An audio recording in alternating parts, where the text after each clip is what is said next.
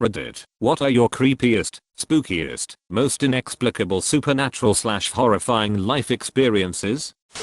Small apartment, new wife, first kid. In order to get into the kitchen from the living room you had slalom past the couch, a computer desk, and into the doorway. For an adult, this is fine. For a child who was just learning to run and a computer desk, that was at the perfect make sure your kid eats crayons and can only count to spaghetti height. It was a nightmare. I was tired, positioned on one end of the couch, and trying to watch TV. I had just worked a million hours at the factory and just wanted some peace. Zoom. My daughter runs by me and I can't wait to wear a helmet, speeds and I catch her before she bonks off the desk. I tell her to stop running to the kitchen and go back to dazing in front of the TV. Zoom. She tries it again, giggling, thinking it is now a game. I'm tired, I'm cranky, and now I'm trying to keep a kid from making sure her only college choice is burger, while my wife watches TV on the other end of the couch. I turn her around, yell at her more sternly, and repeat this game about 3 more times. Then, half asleep I watch in horror as a little blonde head zooms past me and into the kitchen. I lose my shit. I jump up, yelling, and stomp into the kitchen just in time to see the cupboard under the sink close. What in the hell are you doing? I yell. What in the hell was that? My wife asks behind me, wide-eyed and pale, my young daughter mostly asleep in her arms. We never ever looked, and moved soon after. My parents' bedroom is at the front of the house, immediately at the front door. My mum goes out maybe once a year, and one night she came in at maybe 2 AM for her annual girls' night. She took her shoes off, and headed upstairs to me and my siblings' bedrooms to say goodnight. My dad sleeps like a log, but for some unexplained reason, he was aware that the front door opened for a second time. It took him a few seconds to make it to the front door, and my mum was halfway up the stairs, but a random man was standing inside the house. Seeing my dad's shocked face, he said the house a couple doors down is being robbed. I was trying to tell someone, and then ran outside and down the street. The chances that this man happened to catch my mum on the rare occasion she went out, and basically the unheard of occasion she didn't lock the door behind her, and my dad manages to protect the family. I have screamed bloody murder and he hasn't stirred. I can't imagine what would have happened, and this guy was any luckier. My mum maybe never would have made it up the driveway, or we all could have been in danger. I will preface this by saying I'm not a spiritual person. I don't believe in an afterlife, or past lives, or souls, or anything. This experience, however, was weirdly vivid, and I still think about it, despite happening years ago. I had a dream some time ago where I died. I don't remember how, but that's not the part that stood out to me. I ended up in this purgatory / waiting room type place, think a dentist's office. There was a lot of white. I remember one of the receptionists trying to sort me into heaven / hell, but I kept trying to tell her this was some kind of mistake, and that I shouldn't be there. I explained that I couldn't be dead because my mother, who was going back to school at the time, would miss me and all her efforts to improve our life would have been for nothing. She sent me away to try and cope. I don't remember much of the middle then, but I do remember, before I woke up from the dream, the same receptionist lady placed her hand on my shoulder and said, "Don't let your mother's hard work go to waste." I woke up immediately after that. Like I said, not a spiritual person, but if I die and wake up in some dentist's office I would not be surprised. I used to live in Japan and there was a field that was known to be haunted by children. From what I was told, some kids died there during WWII, and they come back at night to play. Nothing malevolent or anything is supposed to happen. One night we decided to investigate the situation, and it was during the summer, and it was quite warm outside except for the area of the playground. There was a quite noticeable difference between the temperature in the park and opposed to everywhere else. We also heard equipment moving. The air was quite still and movement in areas where nobody was. There have been accounts of the police being dispatched to that area from people seeing kids playing there and loud children having fun in the middle of the night. This occurred during the Soccer Cup 2006 in Germany. A girl named Frauklebs was watching a match with friends and messaging her roommates not to worry if she would come home late. After leaving the pub at around 11 PM, no one ever saw her alive again. Now the scary part, in the following week she texted and called a friend and her parents stating that she's alright and will come back soon, although with her unusual sleepy voice. At her last call she accidentally said yes when her sister was asking if she's been held against her will and instantly correcting to a no. This was the last time someone heard of her. Her corpse was found in the woods close to where she disappeared 3 months later with no indication who her killer is. It was a dark, slightly stormy night when it happened. My husband had left to get a few groceries that we were out of. I opted to stay home due to being sick at the time and not really feeling it with the whole go out into public thing. Anyway, being sick you tend to have emergency bathroom breaks. While I was sitting on the sofa one of those nature calls came to me, so I had to hurry it on down to the bathroom. Something felt off about the trip, like there was some sense of impending doom. I tried to ignore it because I was about to explode, figuratively and quite literally. I sit upon my porcelain throne and start doing my business, and just as I'm finishing up, lighting cracks and the power goes out. It was at this moment I noticed it. I didn't have any toilet paper. Here's a serious story. I went to Argentina a few years ago to go see my mom's side of my family. I had tons of fun in Argentina except for when I had to sleep at night. The guest's room was right next to the storage room which had this strange creepy doll that my mom got as a kid. I knew something was off about it. Fast forward to about 2:30 am and I hear this loud thump in the storage room. Another thump follows. This threw me and my mom awake and we went to see what was going on. The doll somehow got out of the chair and hit the door. I couldn't sleep for the rest of the night. Fuck that shit, I would be burning that doll to ash. Yeah, but then you just release the demon soul to possess something else. Then we burn the entire house to the ground and drop 40 priests to battle royale the shit out of that demon bitch. I'm going to give some context before telling what happened to me and my best friend. This happened in Mexico about 15 years ago. Disclaimer: I'm not a native English speaker. I used to live in a gated community where big politicians, very rich people and a few narcos lived in. I mean houses that go over the $2 million in Mexico. As you can imagine, security in this place was through the roof. Every person that came to meet you had to register its ID and they would search your car too. They would call your house to know if you wanted them to come through, or you could just send them away before they even came near your house. Security guards have big guns and rifles and their entrance is bulletproof. Every evening the guards would patrol and check every house that was in construction to make sure that no worker stayed behind. No house cleaning ladies unless they actually lived in your house. No one after 6 PM, only residents.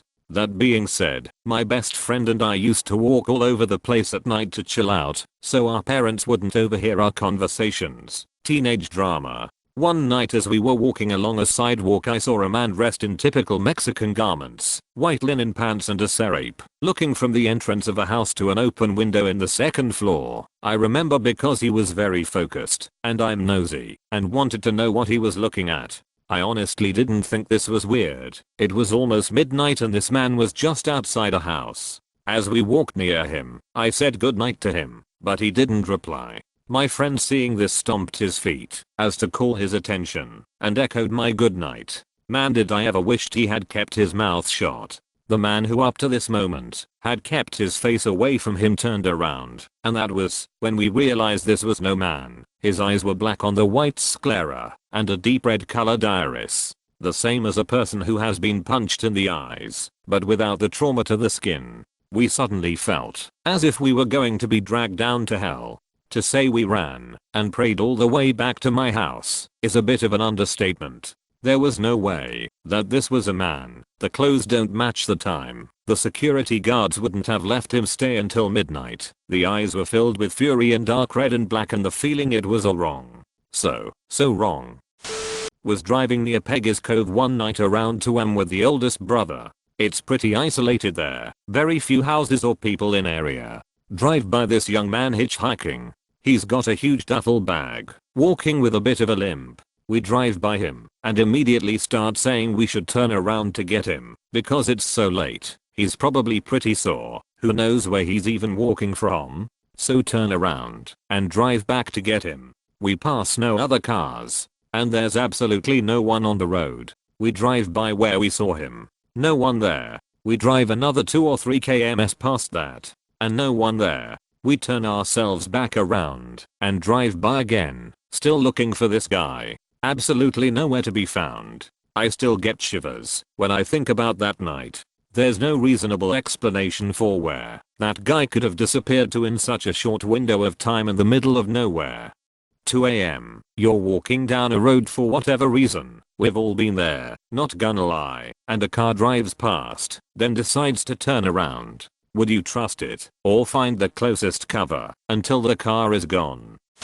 So I was walking to a friend's house, around 11 PM. It's pitch black except for the occasional street light. I live in a pretty rural town, so things are kind of spread apart. I was halfway there when I walked by this insurance office. The alarms inside were going woo woo woo woo woo, and there was a parked car running with a driver looking around anxiously, and these two big dudes dressed all in black were coming out the front door of this office, carrying something massive into the backseat.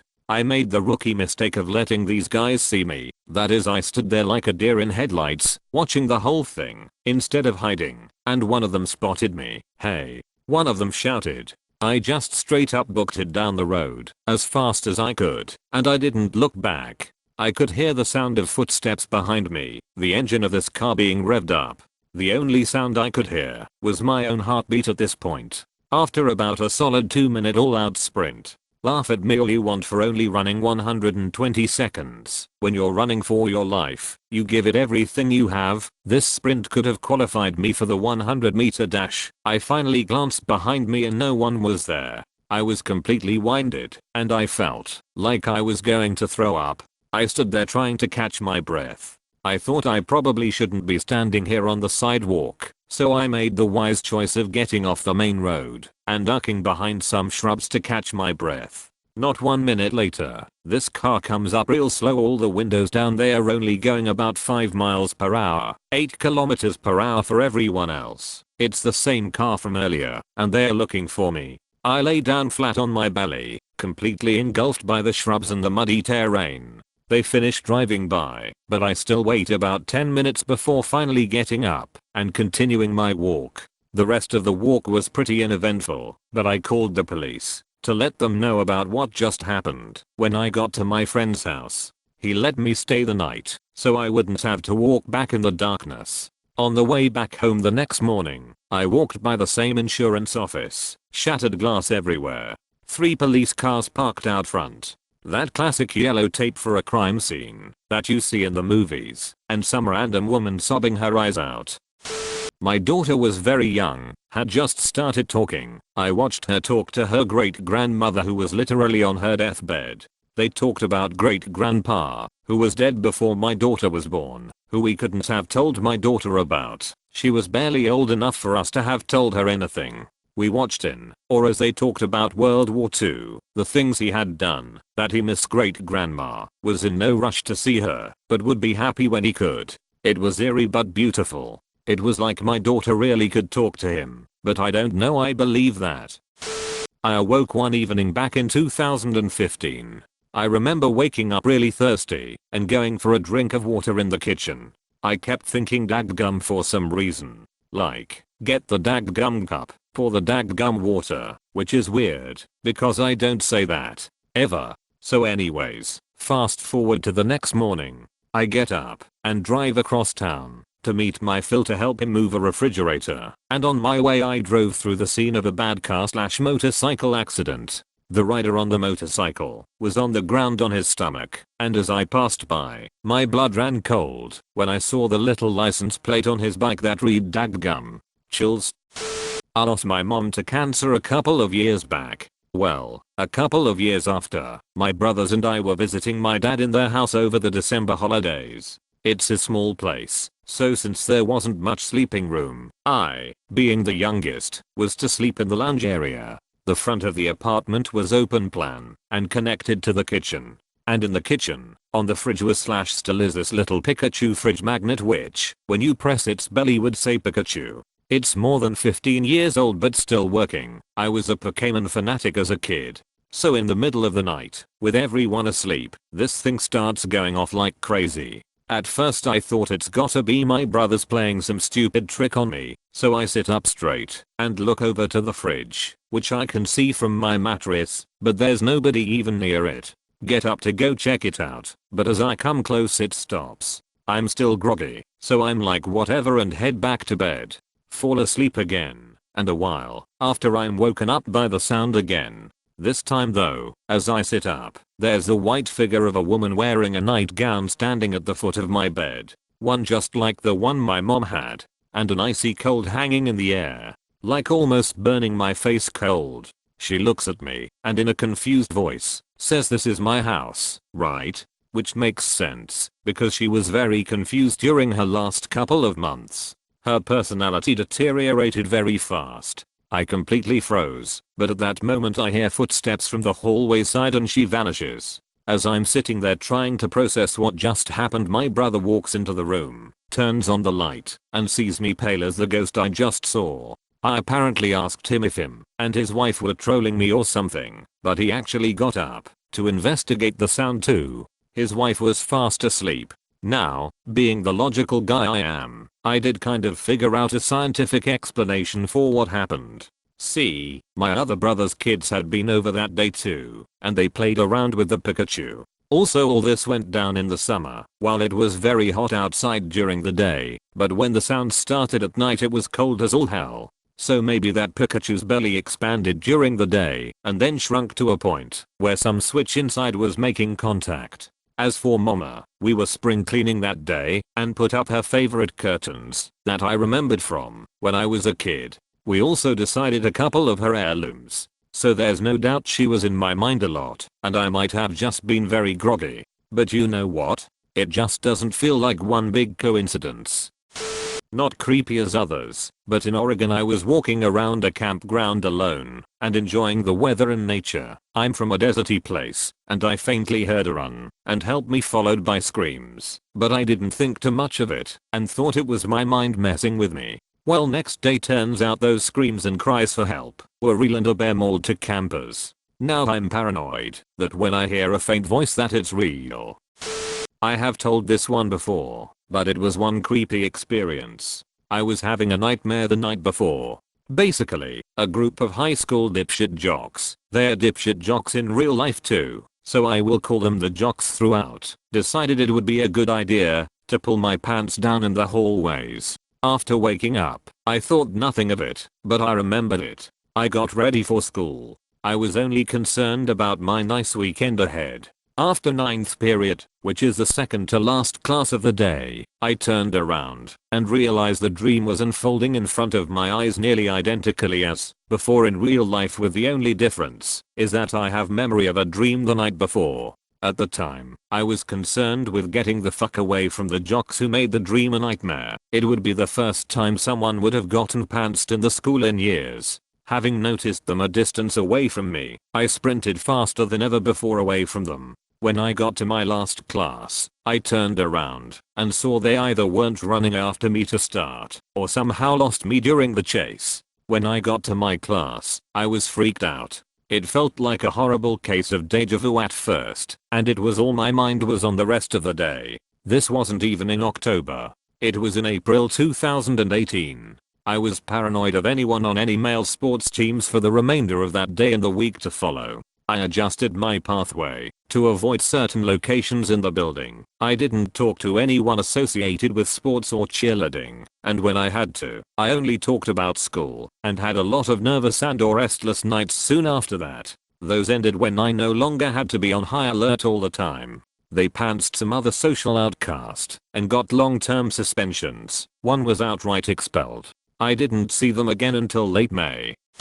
It was Christmas Day, and I was 9 when we drove to my grandparents' house. My grandparents lived in a community which wasn't gated, but still required you to drive through the entrance of the community and then turn right, drive down 2 blocks of houses, and then turn left to get to their house. We had just turned right when we drove past a house that still had their Halloween decorations up. I pointed this out to my mom, and she told me not to look at that house anymore and to look straight ahead until we arrived at my grandparents' house. Later on I realized that the Halloween decoration of a life-sized man in a suit hanging by a rope from the tree in the front yard was no decoration.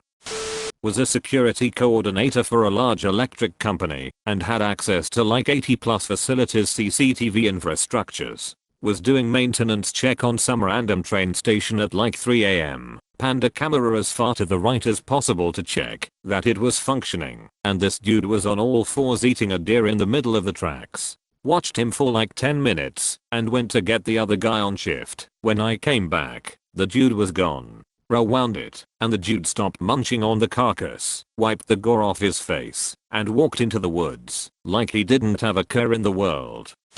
I don't believe in ghosts, but I swear I grew up in a haunted house. It was a 1950s Rambler, of all things. We know that the people that built the place had a mentally disabled son who died in the house in his 40s, but he was somewhere around 3rd grade mentally, basically a child. We also know that the house was on the market a long time before my parents bought it. I've been told, but haven't confirmed, that when it finally sold, the family that moved in lived there less than a year and then moved out and put the house on the market for a steal. My parents snapped it up and lived there for close to 30 years. Growing up in the house, it was like the shadows were always moving. Some of them were aggressive, some of them were not, but one shadow showed up time and time again. A shadow of what seemed to me at the time a rather large man. He wasn't that tall, maybe 5 feet 8 inches, but he was thick. I'm a big comic book fan and he reminded me of a disheveled kingpin. That shadow was a troublemaker. He would stand outside of the bathroom door and lunge at you as you exited. If you were transporting a hot pan from the stove to the sink, or from the oven to the dining room, he would lunge at you like he was going to knock the pan out of your hands. In the yard, he would hide around a mimosa tree and lunge at you while you were mowing the yard. One time I was so startled I jumped off the riding mower and tripped. The mower had a but sensor and stopped immediately, thank goodness. After that, I mowed that area with a push mower. He would spook me in the shower and at night when I was trying to sleep, and if I was home alone watching television, the works. In this house, we had a game room that was a nicely converted garage. My sister was scared of that room and wouldn't go in there at night without anyone with her. Strange stuff happened in that room. The lights would turn on for no reason. The television in there would turn on. There were 2 closets in there, both with double B-fold doors. The doors would fling open and stuff would hurl out of the closet. The door to the game room was oriented so that you could see from the doorway into the sitting area of the living room, where we mostly watched TV. We usually kept this door completely shut, but sometimes we would hear jiggling on the door knob, and the door would open just a sliver, like someone was watching us in the other room. One time my sister brought home her boyfriend from college, and he slept on the couch in the living room. He said in the middle of the night he heard the door to the game room open, stuff being moved around in the dark, and the light to the game room come on. He sat up in a panic, just in time to see a chair move, and one of the closet doors open on its own, and a couple of piles of sewing fabric get thrown on the floor. My mother has been a lifelong fabric collector. She used to be a pretty good seamstress. The guy was scared half to death, refused to sleep in the house again, and broke up with my sister soon after. We all got an uneasy chuckle out of the whole thing. That was over 15 years ago, probably closer to 20 years now. My sisters and I are grown now with our own kids, and we all live a long way from that house. I barely think about the stuff I saw growing up there. A few years ago, though, my sister was visiting our parents, who only moved out of the house recently, with her son and 2 daughters, and her oldest daughter suddenly started. My sister asked her what was wrong, and she said, "Mommy, why does that man like to scare me?" "What man, honey?" "The man who likes to stand outside of the bathroom door."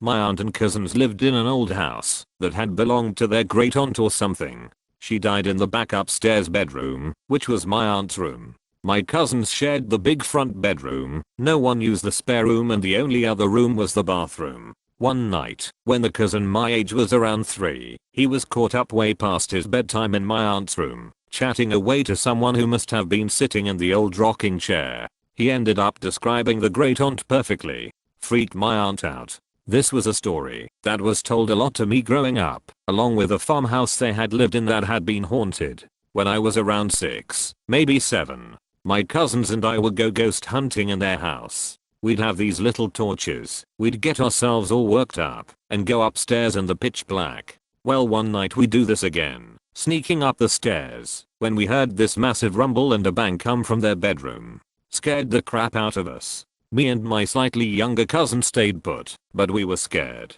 The one my age screamed and ran back downstairs. We make it up the stairs, got to the light, and turned it on. For some reason the board on the back of the wardrobe had taken that moment to fall out of the back. Freaking hilarious. We found my other cousin hiding behind the back of the couch, terrified.